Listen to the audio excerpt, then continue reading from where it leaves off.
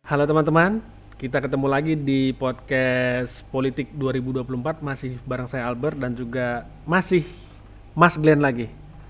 Selamat pagi Mas Glenn. Selamat pagi. Salaman dulu, biar afdol. Udah ngopi ya? Udah ngopi. Alhamdulillah. Kemarin di episode pertama kita udah ngobrol banyak banget tentang platform politik2024.id Mas. Terakhir itu kita memperlihatkan data dari tools politik2024.id dan bagaimana wajah atau kita nyebutnya apa ya, profil dapil kali ya di daerah tersebut. Nah ini banyak yang nanya ke saya via Japri Mas. Bro itu kayaknya nanggung amat sih, kulit-kulitnya amat sih yang tunjukin gitu loh. Banyak yang penasaran, kasih lihat lagi deh dong. Gue pengen lihat itu kan yang ditunjukin data 2019 Mas. Nah mereka pengen lihat lagi potensi pemilih baru dan juga demografinya di 2024. Barangkali kita bisa start dari situ Mas untuk nunjukin ke teman-teman yang lagi nonton di rumah. Ya, boleh banget. Hanya mungkin kita menyasar ke sebuah kecamatan gitu ya. Oke boleh, kecamatan boleh. Agar barang kita juga bisa laku dijual ke semuanya ya. Kalau kita buka semua, Oke, saya khawatir. boleh. Satu contoh aja lah Mas, satu contoh. Boleh. Nanti saya bilang ke teman yang pengen tahu itu, kalau mau langganan dulu lah. Bisa free trial berapa hari, 1-2 hari lah. Iya. Kita bisa langsung. Wah ini kita kemana nih Mas? Ke Jawa Barat? Langsung ke bawah saja. Nah, kita mungkin lebih detail ke sini ya. Ini adalah sebuah kecamatan yang kita pilih ya. Nah, di sini kita bisa mengetahui di situ ada potensial pemilih di 2024. Oke. Ya kan? Nah, kita bisa mengetahui berapa persen sebetulnya pemilih barunya. 8,31% itu ya? 8,31%. Wah itu signifikan itu Mas. Itu signifikan. Jadi mereka belum pernah memilih, mereka belum punya preferensi kemanapun, sehingga ini adalah ladang yang sangat potensial yang bisa dimainkan oleh para caleg, terutama para caleg yang baru. Caleg yang baru ya? Iya. Itu saya lihat Gen Z itu 15-77% kan besar sekali Mas ya? Betul. Dan kalau kita gabungkan antara pemilih baru, dan Gen Z dan milenial awal sampai akhir, itu harusnya bisa lebih dari 50%. Lebih dari 50%? Lebih dari 50%. Ini artinya 2024 ini eranya anak muda untuk milih? Betul sekali. Oke. Jadi petahana harus ekstra waspada gitu. Karena mereka sangat dynamic ya? Dynamic dalam dan memilih orang ya? Harus mempertimbangkan cara-cara yang lebih segar, yang lebih relevan untuk anak-anak muda. Yang nyambung lah. Nyambung. Pesan kalau ngobrol ya kan. Betul. Nah, ini saya lihat juga bar chart ini, kalau saya lihat sekilas tadi ini kayaknya era-era orang tua kita, baby boomer. Iya. Itu semakin terdesak. Kesini kita ini lah yang masih muda-muda kan. Betul. Nah ini bisa dijelaskan barangkali Mas, apakah ini khusus spesifik di kecamatan yang sedang kita lihat atau di tempat lain juga sebetulnya kurang lebih mirip lah ya postur dapilnya? Ya, sebetulnya di daerah-daerah lain juga hampir mirip-mirip seperti ini. Seperti ini, dan kalau ini kita buka level kecamatan, nah ini ada 4 bar ini adalah level kelurahan. Kelurahan. Jadi sampai semikro itu data kita. Iya. Proyeksi kita juga sampai semikro ini, sehingga strategi yang nanti akan digunakan juga harusnya akan sangat paten gitu ya, kalau istilah Mas Albert ya. Sangat paten digunakan di Pileg 2024. Oke. Kalau kita sudah lihat posturnya begini Mas Glenn, balik lagi ke pertanyaan di episode pertama. Mungkin Mas Glenn masih ingat saya sempat nanya strategi di digital ya, bukan tradisional, yang paling pas mendekati teman-teman yang muda ini seperti apa gitu. Kalau kita ngomong medsos, yang mana kan banyak Mas, YouTube, Spotify, ya kan, Twitter, Facebook, Instagram, TikTok, banyak sekali. Apakah harus saya punya semua atau mungkin Mas Glenn punya insight? Platform mana yang paling cocok untuk minimal kita berkomunikasi lah dengan teman-teman ini kan? Ya. Sebelum itu kita juga perlu pahami bahwa generasi muda inilah generasi yang dalam tanda kutip itu diasuh oleh sosial media. Diasuh ya bahasanya, ini menarik. Baru ini dengar diasuh. Oke. Mungkin mereka lebih sering berinteraksi di sosial media dibanding dengan berkomunikasi dengan orang tua misalnya ya. Nah, sehingga kita juga perlu paham platform-platform sosial media itu juga punya karakteristik yang berbeda-beda. Nah itu maksud saya, itu gimana tuh untuk menentukan mana yang cocok untuk mendekati mereka? Apakah berdasarkan wilayah misalnya? Saya di Citerep misalkan, apakah saya cocoknya pakai Facebook atau TikTok? Nah itu gimana tuh? Memungkinkan nggak di minimal suggestion dari teman-teman di Politik 2024? Kalau kita berbicara generasi muda, memang yang platform yang paling sering digunakan sekarang adalah Instagram, TikTok yang pertumbuhannya luar biasa. Ya, luar biasa TikTok. Dan teman-teman generasi muda juga kembali lagi ke Twitter. Twitter. Ini ada pengaruhnya sama Elon Musk atau enggak, Mas? Sebetulnya enggak ada atau gimana? Sebetulnya tidak ada, tetapi mereka punya kehausan untuk saling berinteraksi satu sama lain tanpa memamerkan hal-hal yang mungkin itu terlalu duniawi seperti ada di Instagram misalnya. Kelihatannya hidup semua baik-baik saja ya. Nah, ketiga platform ini memang punya karakteristik yang berbeda-beda. Ya kan? Ketika mereka membutuhkan inspirasi, mereka lari ke Instagram, ya kan. Tetapi karena terlalu banyak inspirasi, mereka juga punya rasa insecure bahwa kehidupan itu terlalu indah. Nah, itu juga perlu dipahami oleh teman-teman caleg ketika mereka membuat sebuah campaign di Instagram misalnya, ya. Jangan sampai terlalu hedon, ya kan. Boleh membuat sebuah inspirasi, tetapi bagaimana mengelola itu sedekat mungkin kali pesannya dengan teman-teman ini.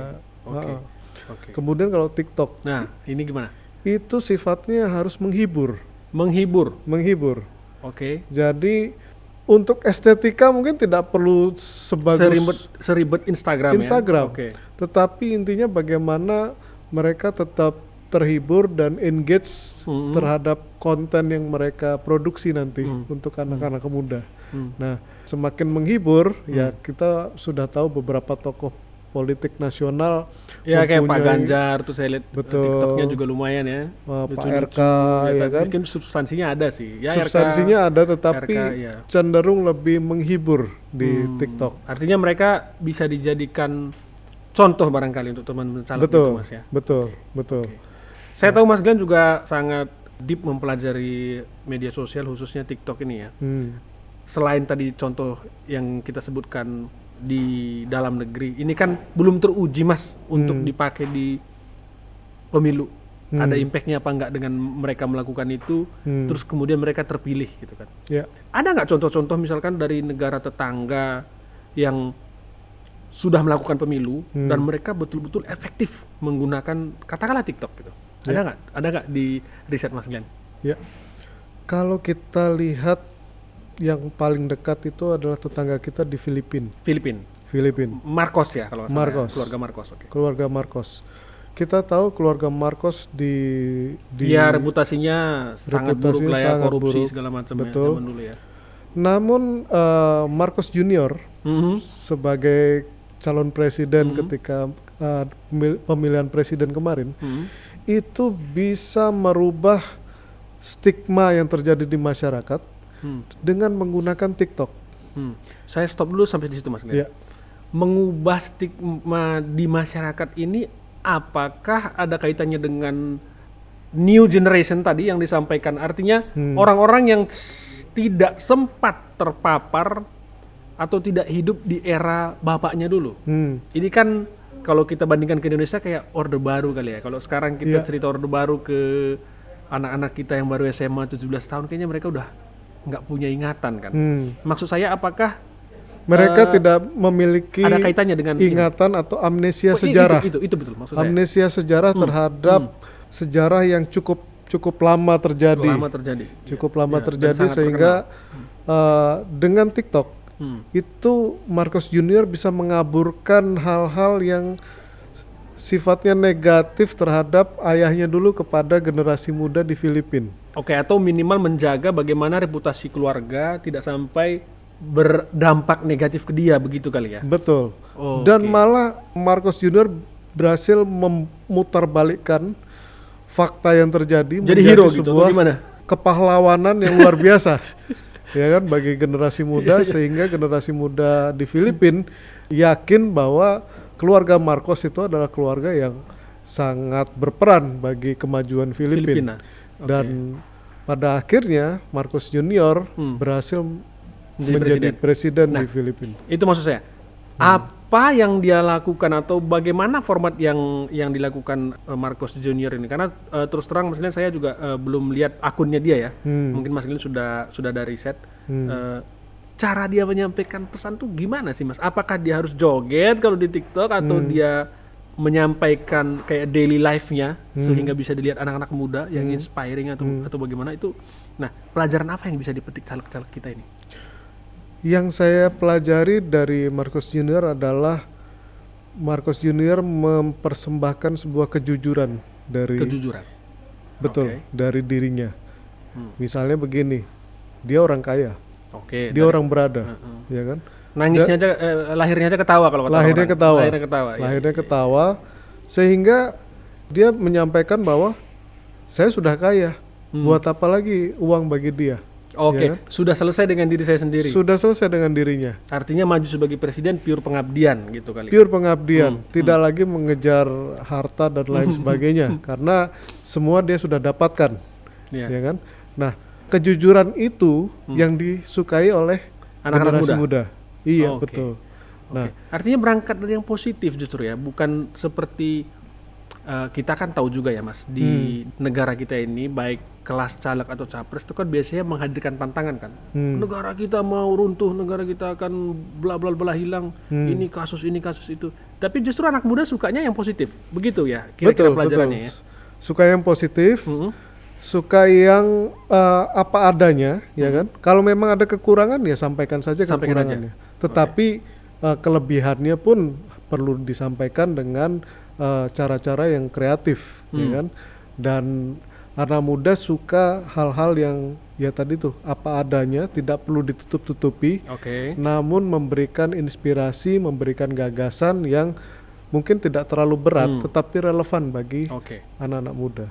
Misalnya Mas, katakanlah saya berumur nggak muda-muda banget tapi nggak tua-tua banget juga, umur 47 tahun lah katakan, mau nyalek. Pengalaman satu-satunya yang saya punya hanya punya akun Facebook. Terus berkat data Mas Glenn dan tim P24 dan juga anjuran tadi, studi case tadi, saya mau dong campaign juga di TikTok, di Twitter, di Facebook. Ini apa sih Mas bedanya? Karena bisa jadi, mohon maaf ya, ini kan fakta, maksudnya bisa jadi orang yang sama sekali belum pernah buka ini platform, nggak tahu cara menyampaikan pesan. Ini ada bedanya atau sama aja sebetulnya dari dalam konteks campaign politik maksud saya? Perbedaannya adalah misalnya kalau Facebook. Facebook itu memang digemari generasi yang mungkin cukup tadi itu ya. Milenial akhir dan sampai baby boomers. Karena kebanyakan juga conversationnya adalah reuni, ya kan? Kemudian kenaikan jabatan dan lain sebagainya. Nah, hal itu kan memang perlu berbeda ya pendekatannya, ya kan? Kemudian untuk TikTok itu ekstrim, langsung ke generasi yang paling bawah. Generasi milenial pun sebetulnya kadang-kadang cocok atau kadang-kadang juga tidak terkait TikTok gitu kan. Nggak nyambung. Nah, jadi itu perlu ada segmentasi campaign. Ada segmentasi campaign di area umur berapa campaign itu bisa dilakukan dan bagaimana cara pendekatannya. Itu perlu dipahami. Artinya orang harus sangat luas Mas ya? Harus sangat luas. Dan mungkin timnya juga perlu spektrum. Artinya ada tim yang memang diambil dari generasi yang senior misalnya, kemudian ada tim yang diambil dari generasi sangat muda, Gen Z, atau generasi milenial, sehingga tim tersebut nggak boleh sepantaran semua kira-kira betul, gitu ya? harus lebih diverse agar tim itu bisa memberi masukan-masukan atau perspektif-perspektif yang terjadi di seluruh generasi yang ingin disasar nanti. Oke, balik lagi ke politik 2024 ini. Ini kita kan dari kemarin banyak bicara data, Mas. Soal data ini kan juga ya di negara kita tidak seketat di Eropa atau di Amerika Serikat. Apakah bisa dikasih jaminan bahwa data ini itu kita sudah compliant dengan semua aturan yang berlaku? Artinya data ini data publik yang didapatkan ya secara publik lah ya, data publik yang diolah gitu, atau ini perlu penegasan juga bagi teman-teman yang nonton, Mas? Ya, data yang kami olah ini adalah semuanya data publik, tetapi luar biasa besarnya, ya kan, sehingga tidak mudah untuk mengolah, membuat sebuah struktur yang efektif untuk diterjemahkan oleh orang-orang yang berkepentingan di politik. Sehingga data publik inilah yang kita olah sedemikian rupa agar benar-benar memberi arti dan memberi insight untuk teman-teman apapun itu, dari caleg sampai pilpres mungkin. Artinya no worries ya kalau soal statusnya. Iya. Kalau misalkan kita ngobrol lagi campaign yang paling pas untuk teman-teman yang dengan postur seperti tadi ya, usia, dominasi anak muda. Nah, menurut analisa Mas Glenn sendiri lah, ini apakah data seperti ini akan memberikan, minimal kita akan melihat perbedaan lah dari cara caleg menyampaikan campaign-nya, atau bagaimana? Apalagi kalau kita kaitkan dengan situasi COVID segala macam ya. Artinya kan untuk tatap muka itu kan mungkin orang masih akan mikir-mikir gitu. Nah, menurut Mas Glenn ini bagaimana melihat ini ke depan dengan situasi kayak gini ya? Ada anak-anak muda, kemudian masih ada sisa-sisa COVID lah kalau kita bilang ya. Nah, ini impact-nya ke depan bagaimana? Karena ini kan penting juga untuk orang-orang yang benar-benar baru mencalonkan diri jadi caleg ya. Menurut saya sebetulnya COVID itu adalah pemicu bagaimana orang itu bisa lebih produktif di masa depan, ya kan?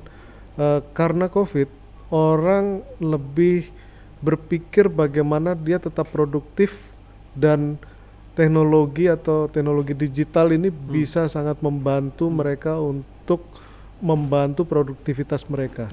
Dan setelah COVID, itu masih terbawa, konsep itu masih terbawa sampai kadung sekarang. Terbiasa.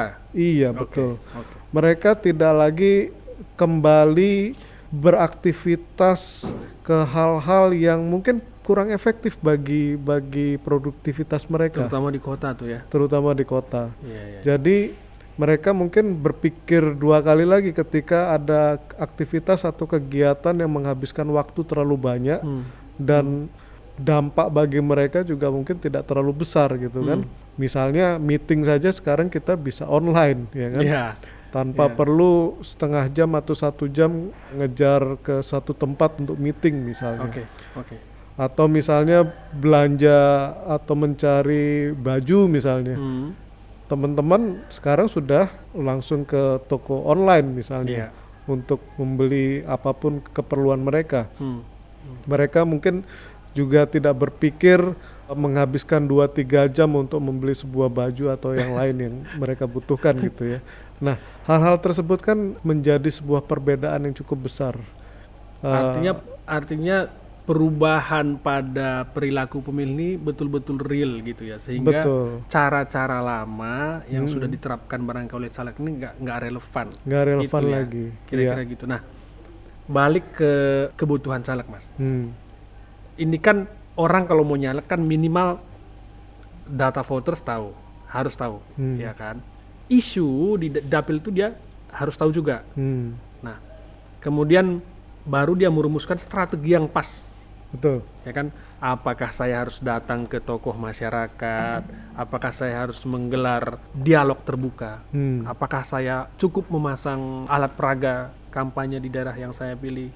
Nah, kembali ke soal pengalaman ya, artinya kalau saya betul-betul baru nyalon di dapil tertentu di politik 2024 ini, bisa nggak ya sampai misalkan tokoh masyarakat mana sih yang saya harus pilih? Kan tadi saya dapat tuh data pemilih ya, data pemilih, demografi, bla bla bla bla semua, tapi tokoh yang berpengaruh kepada pemilih itu ada nggak itu datanya? Siapa yang harus saya datangi?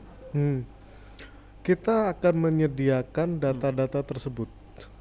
Tokoh-tokoh, misalnya tokoh-tokoh agama, tokoh masyarakat, tokoh ormas, atau mungkin malah pengusaha yang yang juga berdampak di daerah itu.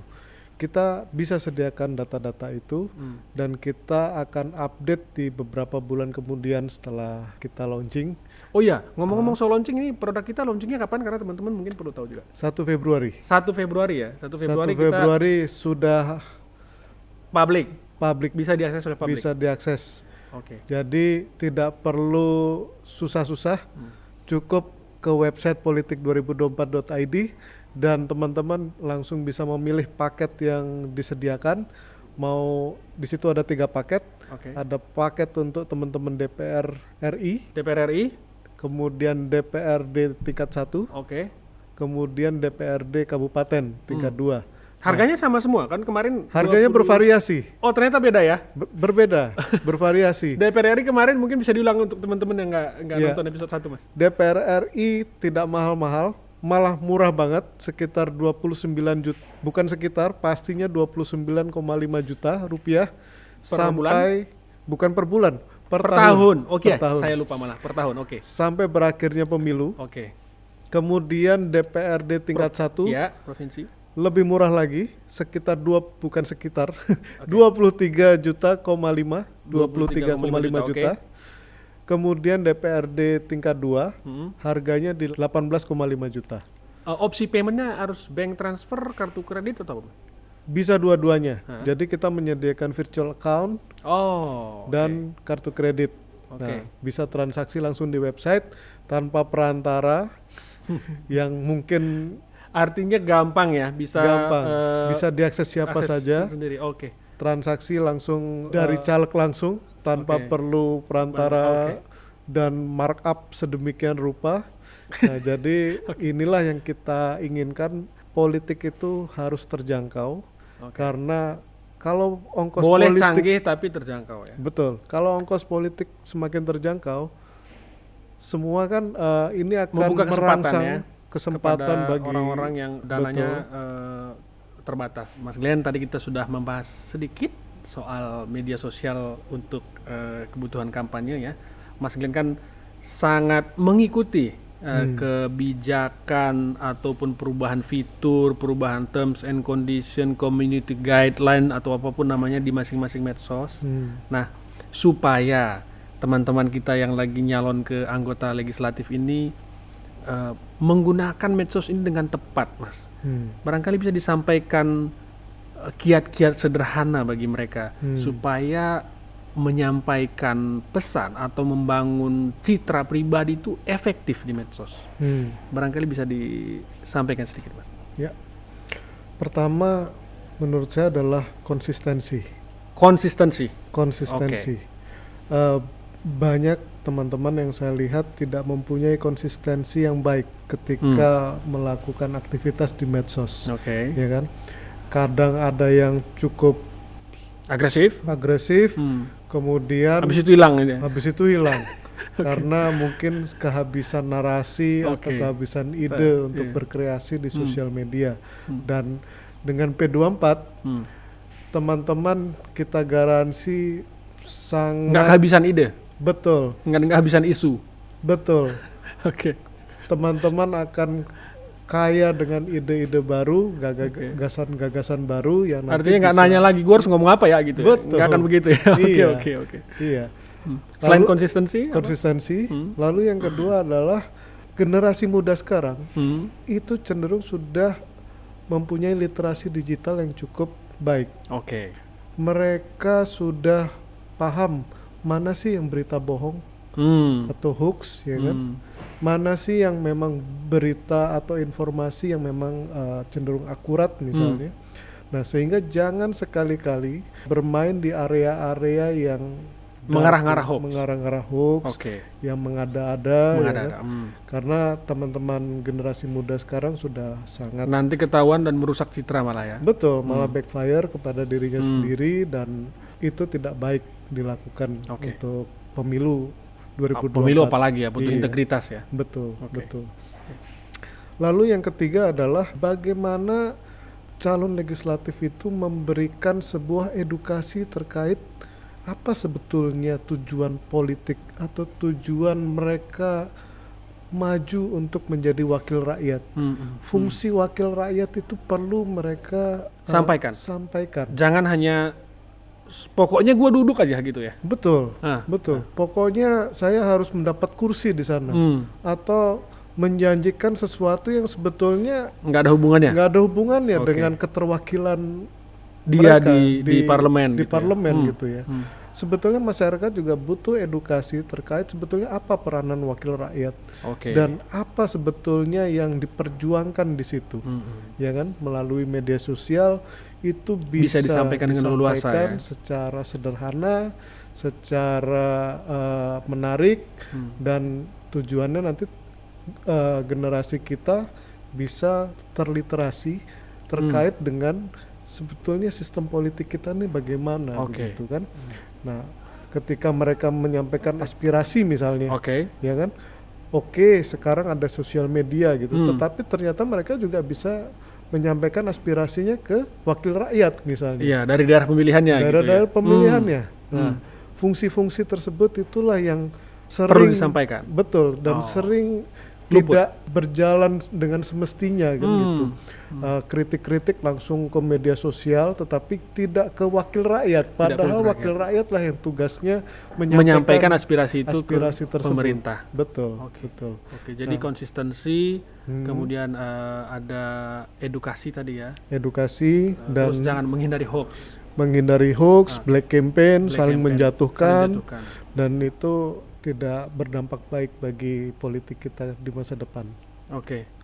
Nah, ini pemilu kan tahapannya sudah ditetapkan, Mas. Betul. Artinya akan ada pendaftaran calon anggota, kemudian ada verifikasi, baru kemudian ditetapkan jadi daftar calon sementara, kemudian daftar tetapnya. Betul. Artinya kan ada dinamika. Bagaimana atau kan ada pengembangan fitur nggak, Mas, dari politik 2024 ini menyesuaikan dengan perkembangan pemilu kita? Ya, inilah sebetulnya alasan terbesar kenapa politik2024.id ini wajib dimiliki oleh setiap calon legislatif, karena kami terus mengembangkan fitur-fitur dan mengupdate data-data ini secara berkala, khususnya nanti di bulan Oktober ketika daftar calon tetap itu sudah ditetapkan ya.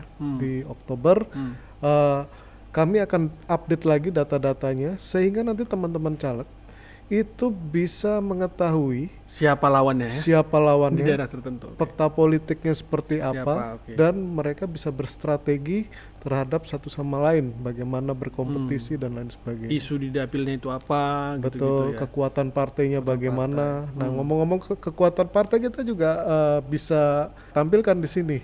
Kira-kira seperti apa? Misalnya ini adalah tren suara partai di dua pemilu terakhir, misalnya 2014 dan 2019.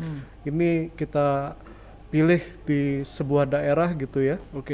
Nah, di sini bisa kelihatan partai mana yang mempunyai performa yang baik dan partai mana yang kurang. Nah, misalnya di sini ada volatilitas partai.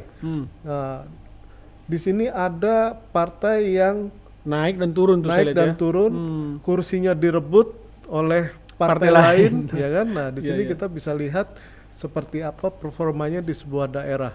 Nah, ini tentunya. Sorry saya potong sedikit, Mas. Kalau partai pun bisa kita track dengan sedetail ini, artinya selain kepada caleg, ke tim badan pemenangan pemilu partai pun ini sebetulnya penting banget ya. yang bertanggung jawab terhadap perolehan suara partai secara keseluruhan. Sangat penting menurut kami, sangat penting. Dan ini di hampir seluruh Indonesia kita sediakan data ini dan grafik-grafik seperti ini, sehingga ini akan sangat memudahkan tim Bapilu untuk minimal saat sosialisasi ke caleg dia bisa memaparkan data dengan sangat mudah ya. Betul. Oke, misalkan katakanlah tadi kita di DPD Jawa Timur misalkan kan, oh ini peta kita sekarang, ini kekuatan partai, ini kekuatan partai lain, ini caleg-calegnya begitu, bisa lebih mudah barangkali lebih ya mudah, kalau dengan data seperti ini. Ya. Dan kita juga bisa melihat nuansa kebatinan masyarakat dari masyarakat di perwilayah sana, gitu ya. Mereka cenderung memilih partai yang sifatnya itu misalnya nasionalis. Atau semacam pemetaan wilayah secara detail. Artinya kita bisa lihat peta, katakanlah daerah saya misalnya Kabupaten Karo. Ini orang-orangnya cenderung kayak tadi itu ya, nasionalis atau tengah atau religius, itu kelihatan ya. Itu bisa kelihatan di spektrum partai. Mungkin bisa di bawah turun spektrum partai. Oh ini. Nah, ini ya. Apa artinya bar chart ini, Mas? Ya, ini adalah spektrum partai yang menjelaskan bahwa di sebuah daerah tersebut, misalnya itu di Cibabat misalnya, itu oke. Itu partai yang mempunyai nuansa religius itu PKS cukup, kelihatan tuh ya. Ya, cukup mendominasi di wilayah tersebut. Suara tersebut, ya, suara di wilayah tersebut. Dan partai yang sifatnya nasionalis mungkin lebih cenderung kurang menguasai nuansa yang terjadi di daerah tersebut. Nah, hal-hal seperti ini harusnya bisa menjadi sebuah insight atau sebuah pertimbangan bagi partai untuk bagaimana membuat sebuah gagasan-gagasan yang bisa memperbaiki performa partai-partai yang ada di sini. Saya kok jadi berpikir lebih ya, Mas Glenn. Bagaimana itu? Kalau ngelihat kecenderungan begini, saya kepikiran tuh saya vendor HP gitu, Mas. Ya kan? Saya mau jualan di Cibabat, ya kan? Terus saya pilih brand ambassador yang citranya itu misalkan dari segi nilai-nilai yang dianut di wilayah tertentu itu kurang pas gitu. Terus saya pasang posternya, itu kan kemungkinan bisa justru backfire buat saya gitu. Betul. Dengan pemetaan kontraproduktif malah. Betul, maksudnya dengan paham kecenderungan kebatinan masyarakat begini kan, dalam hal penentuan brand ambassador, pesan-pesan pun kayaknya ini nggak hanya cocok untuk politisi, saya lihat ya. Kedepannya jangan-jangan cocok nih ke sana pengembangannya. Kita harapkan seperti itu. Kita sudah berpikir bagaimana. Tapi masuk akal kan, Mas, saya bilang. Artinya kebatinan masyarakat itu kan harus sesuai. Jangan sampai milih brand ambassador yang itu bertolak belakang dengan nilai-nilai di, misalnya saya lagi target Cibabat deh gitu. Betul. Terus saya pilih orang yang ya di publik ngaku-ngaku katakanlah nggak percaya Tuhan, nggak percaya apa, itu kan kita lihat gitu ya. Artinya kan ini penting ya untuk dibaca brand atau? Ini penting, bukan hanya dalam konteks politik. Maaf nih, saya sedikit agak di luar konteks politik, tapi saya melihat potensi lain justru ini. Betul. Mudah-mudahan kami juga akan membuat pengembangan baru yang nanti bisa dipakai di teman-teman private sector, tapi kita lihat nanti lah. Kita lihat nanti ya, artinya fokus dulu ke sini ya. Oke, menarik banget. Thank you banget nih Mas Glenn, karena durasi kita juga terbatas. Mudah-mudahan teman-teman yang nonton podcast Politik 2024 dapat insight yang menarik, utamanya bagi Anda yang berencana atau pasti akan mencalonkan diri menjadi anggota legislatif, mendapatkan insight yang bagus. Seperti yang saya sampaikan pada episode pertama kita dahulu, jika ada pertanyaan mengenai Politik 2024, bisa langsung kontak saja kami di layar, nanti akan disampaikan kontak person yang bisa dihubungi untuk barangkali membeli layanan ini atau bertanya hal lain pun. Kayaknya Mas Glenn dan tim sangat ready, Mas ya, kalaupun sekedar konsultasi. Siap. Itu aja dari saya, Albert, dan juga tamu kita Mas Glenn. Sampai ketemu lagi di episode berikutnya. Terima kasih. Politik2024.id, bangun strategi, raih kemenangan kursi. Jangan sampai kursi Anda hilang. Beli segera. mulai dari 18,5 juta rupiah. Anda bisa gunakan sampai pemilu selesai.